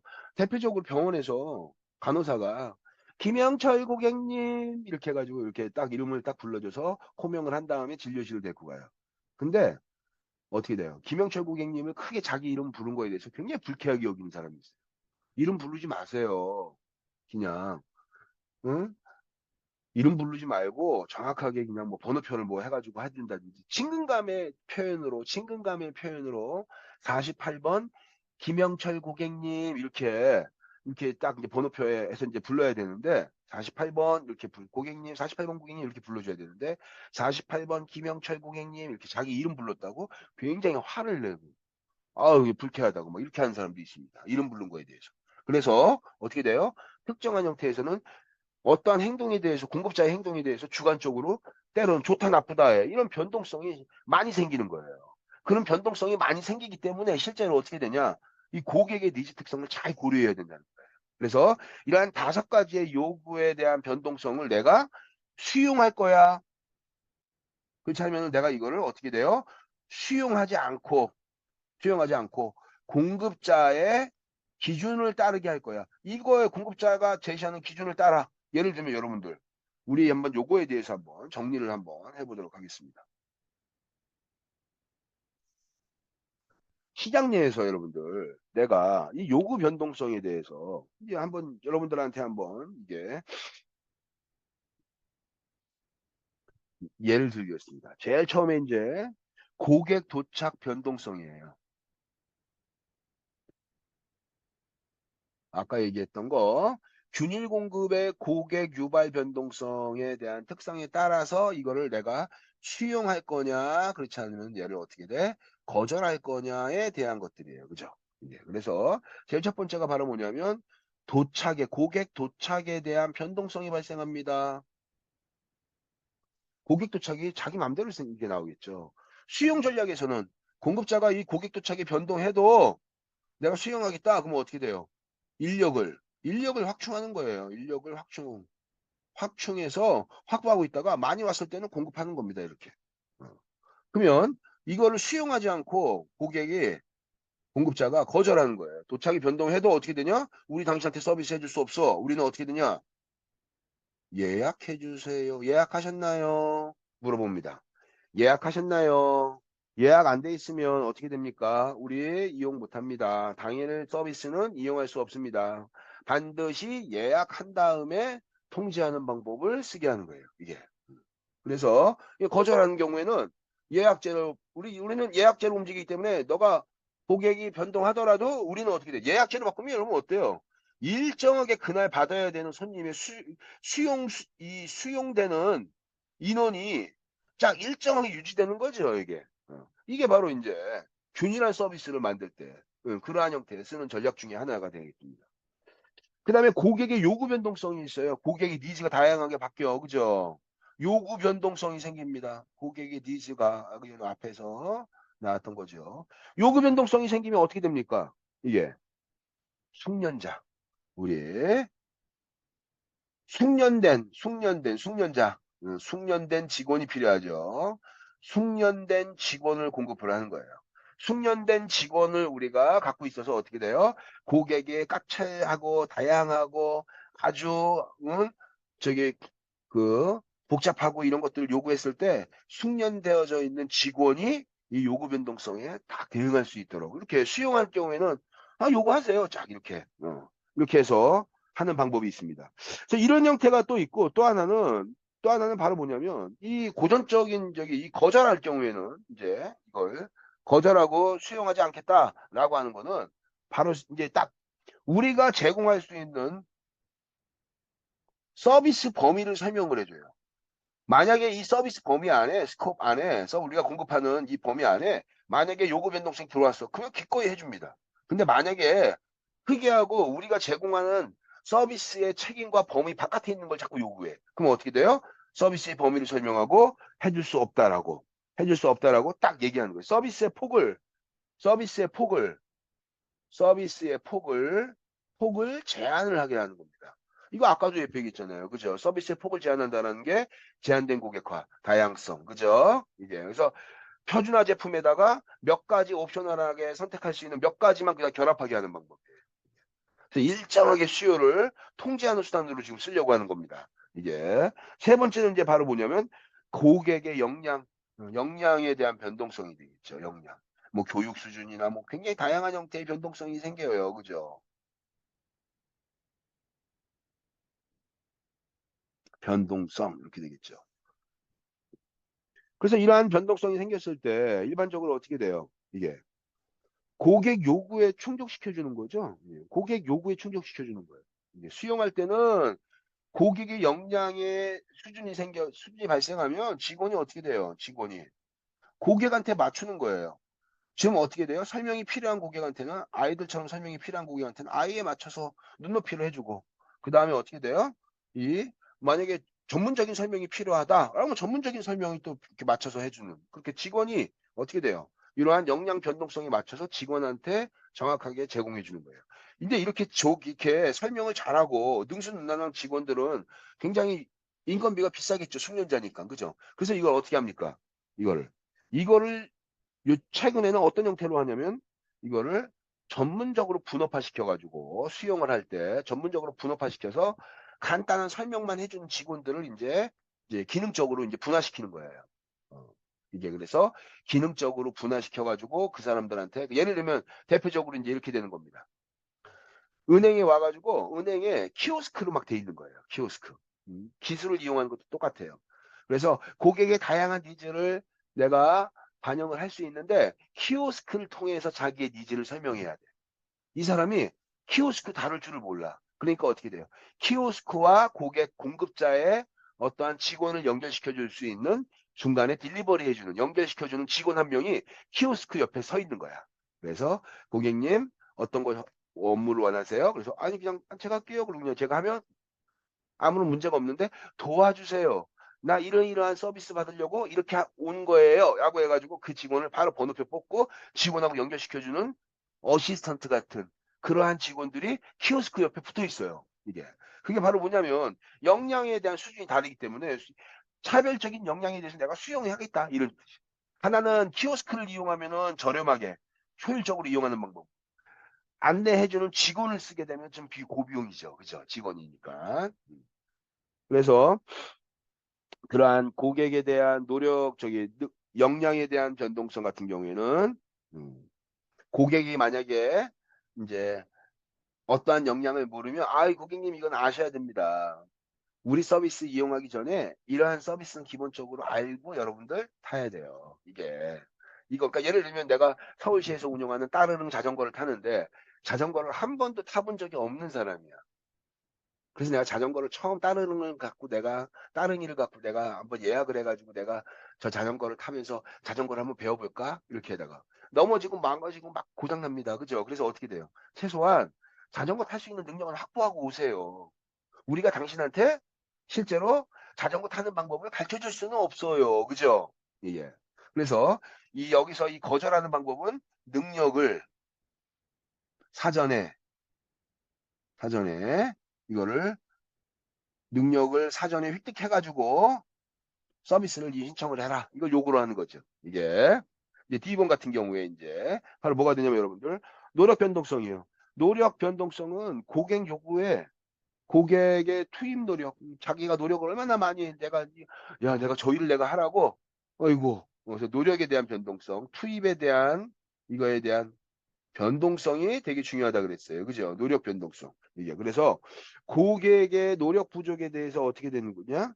이게 고객이 제대로 일을 하지 않고 막 엉망으로 막 하려고 막 이러는 거예요. 그러니까 어떻게 돼? 그걸 어시스트 해주기 위한 그러한 측면에서 수용이에요, 수용. 수용에서는 노력 변동성. 내가 이만큼의 노력을 해야 되는데 귀찮아하고 안 해. 그러니까 어떻게 돼요? 도와주기 위한 직원을 확보하는 거죠. 이게. 그다음에 고객의 다양한 요구를 충족시키기 위해서 설명을 해주고 이렇게 옆에서 도와주는 직원을 쓰는 거예요. 이게 수용하는 방법입니다. 예. 그다음에 나중에는 어떻게 되냐? 노력 변동성을 만약에 이거를 저비용으로 직원은 고비용이잖아요. 사람 쓰는 것보다. 이게 더 저가의 기계를 쓸 수 있죠. 키오스크나 자동으로 뭘 정리하는 그러한 것들을 이제 쓰게 되면 어떻게 돼요? 여기다가 이제 특정한 서비스가 이제 자동화 기계로 전환된다고 얘기하고 거기에 어떠한 방법으로 이용되니까 당신이 어떠한 작업을 해야 됩니다라는 걸 명확하게 설명해서 작업할 수 있게 이렇게 얘기해 주는 거예요. 그래서 예를 들면 자리를 일어나는데 로봇이 내가 코를 딱 눌렀더니 서빙 로봇이 쫙 와요. 쫙 와서 빈 쟁반과 빈 그릇은 제가 치우겠습니다. 이렇게 쫙 얘기를 하는 거예요. 로봇가. 그래서 내가 거기다 어떻게 돼요? 실제 이 트레이에다가 저기 로봇의 트레이에다가 빈 접시하고 남은 잔반하고 이걸 싹 넣어줘야 돼요. 그래서 싹 정리해 놓고 그리고 자리를 뜨는 겁니다. 로봇이 앞으로 와요. 그러면 거기 빈 트레이에다가 이제 올려놓는 거야. 그러면 이제 자기가 어떻게 돼요? 쫙 정리하고 가요. 이게. 그래서 이제 싣고 가는 거죠. 그래서 이런 형태, 이런 것들은 이제 어떻게 기계가 이제 요구하는 거죠. 접시 여기다 올려놔라. 이렇게. 그래서 이런 형태가 되고, 그 다음에 이거를 허용하지 않을 때가 있어요. 그래서 바로 뭐냐면 고객이 노력을 만약에 허용하지 않아, 노력을 보이지가 않아. 그럼 노력해서 참여했을 때 보상을 해줍니다. 어. 그다음에 노력을 하지 않거나 그랬을 때는요. 그때는 어떻게 되냐? 그때는 벌칙을 주는 거예요. 고기부페에 갔습니다. 무제한 리필되는 고기부페에 갔는데 뭐라고 얘기했냐면 음식 남기면 우리 페널티 줄 거야. 이게 써놨어요. 그래서 당신들이 어떻게 돼? 먹을 양만큼만 정확하게 쫙 갖고 와서 음식을 먹으세요. 잔반이 나올 때는 잔반 처리 비용으로 돈이 많이 나가서 우리가 페널티를 당신들한테 직접 매기겠습니다. 자, 이렇게 해요. 이렇게 엄포로만 얘기하는 게 아니라 어떻게 됩니까? 실제로 지킨 사람들한테는 저가에 좋은 음식을 잘 먹는 거예요. 다양한 음식을. 근데 그냥 무턱대고 그냥 막 갖고 와가지고 음식 남기고 버리고 막 이런 사람들한테는 어떻게 돼요? 벌칙금, 벌금 제도 운영해서 당신은 이 규칙을 안 지켰기 때문에 이거를 벌칙 얼마 이렇게 벌금을 내야 됩니다. 이런 것들을 이제 요구하게 되는 거죠. 그게 이제 노력에 대한 변동성에 대한 예가 될 수 있어요. 그 다음에 이제 고객에 대한 주관적인 선호 변동성. 이것들은 어떻게 돼요? 고객화를 시켜주는 거죠. 고객의 이제 여기 아까 이제 다섯 번째가 바로 뭐냐면 주관적인 선호도죠. 주관적인 선호도에 대한 변동성은 바로 뭐냐면 고객이 기대 수준이 어떤지, 이 사람이 어떤지 이거를 찾아서 이해하는 그러한 직원들을 쓰는 거예요. 그러니까 수용하는 전략이 고비용 전략이 있어요. 그건 직원으로 대응하는 방법. 그 다음에 최근에 나와 있는 저비용으로 수용하는 방법은 다 뭡니까? 이게 다 표준 제품에다가 예를 들면 뭐 키오스크를 이용해가지고 옵셔널하게. 그러니까 예를 들면 이런 거예요, 여러분들. 내가 키오스크로 이제 사람한테 커피를 주문합니다. 사람한테 커피를 주문하면 아주 고소하게 좀 저기 고소하게 해주세요. 고소하게 좀 부드럽게 고소하게. 그 다음에 내가 라떼를 시키는데 달지 않고 고소하게 해주세요. 이게 이렇게 나의 니즈에 대해서 이렇게 말하는 거야 직원한테. 그러면 나의 니즈가 어떤 건지를 알고 어떻게 돼요? 고소하고 덜 달게 이런 형태로 이제 만드는 거죠. 그죠? 이게. 지금 직원이 만들어주는 거예요. 직접 내 니즈에 맞춰가지고. 이게 나의 선호도에 맞춰주는 거예요. 근데 키오스크로 그걸 바꾸는 겁니다. 키오스크로. 키오스크로 쫙 하면 스탠다드 라떼가 딱 나와요. 그죠? 카페 라떼가 딱 이제 내가 선택을 했어요. 그랬더니 어떻게 됩니까? 진하게, 고소하게, 부드럽게 막 이렇게 옵셔널하게 선택할 수 있는 몇 가지가 있는 거예요. 나는 고소하게, 자, 나는 진하게, 나는 뭐 부드럽게, 그 다음에 달게, 그 다음에 어떻게 돼? 보통, 덜 달게, 매우 달게, 그 다음에 여기다 뭐 옵셔널하게 여기다가 뭐 안에다가 올리브유를 뭘 집어넣고 뭐 쉐핑크림을 뭘 올리고 막 이런 것들을 옵셔널 선택할 수 있어요. 그게 바로 뭐예요? 표준품에다가 고객의 다양한 주관적 선호도를 반영할 수 있는 즉 스탠다드 제품의 플러스가 가능한 옵셔널한 선택을 몇 개를 고르게 하는 거예요. 근데 사람이 일일이 물어보면 어때요, 여러분들? 굉장히 힘들죠. 그러니까 어떻게 되냐? 키오스크를 통해 가지고 키오스크가 사람 한 명 이상의 일을 한다고 합니다. 실제로 이게. 그래서 어떻게 되냐? 다양한 형태의 스탠다드 제품을 선택해서 이제 주문을 하는 그러한 형태의 특성이 이제 여기서 나오겠네요. 그래서 어쨌든 수용과 이러한 형태가 여기가 이러한 특성으로 이제 변동성에 어떻게 내가 대응할 거야? 이거에 대한 것들. 그래서 어쨌든 뭐 저기 이러한 다섯 가지 변동성에 대해서 이제 수용하지 않을 때는 여러분들 여기 주관적 선호도에 대해서 수용하지 않을 때는 이제 어 고객의 가치, 고객이 느끼는 중요성이나 이런 것들을 서비스 전달 프로세스에서 반영하려고 이제 고민을 해봐야 돼요. 이것들은. 그러니까 아까 얘기했던 것처럼 이름을 호명한다든지 이런 것들은 이제 수정할 필요가 있는 거죠. 이게. 그래서 어쨌든 이러한 다섯 가지 변동을 어떻게 수용할 거냐, 거절할 거냐에 따라서 이게 바로 뭐다? 이게 균일 공급. 그러니까 우리 두 가지 배운 거예요. 지금 다시 한번 정리하자면 우리 두 가지 배운 거예요. 공급 능력, 서비스 조직의 공급 능력 전략을 쫙 해서 나왔는데 이 전략은 제일 첫 번째가 바로 뭐냐면 수요 추종 전략이라는 것이 있고 두 번째가 이제 이게 균일 공급 전략이 있어요. 이게. 이 두 가지의 전략에 따라서 어떤 거를 쓰냐 서로 이제 교차하면서 쓰기도 하죠. 이게 근데 이거에 대한 특성들은 여러분들 앞에서 정리된 대로 한 번씩 여러분들이 쭉 한번 정리해서 학습하면 좋을 것 같습니다. 그래서 어쨌든 이런 측면에서 이 서비스 공급과 수요 관리에 관련된 개념들은 다 학습이 됐습니다. 다음 시간에는 우리 서비스 수요 공급에 관련되어져 있는 문제를 하나 풀어보고 문제 있어요. 확률 문제 계산하는. 동계산하는 거, 노쇼 문제 막 이런 것들. 이런 문제를 좀 풀어보고 그다음에 그 문제에 관련된 것들을 이제 우리 실제로 이제 관련되어져 있는 대기 행렬로 이제 넘어가서 한번 다시 학습해 보도록 하겠습니다. 이상 강의를 마치도록 하겠습니다. 수고했습니다.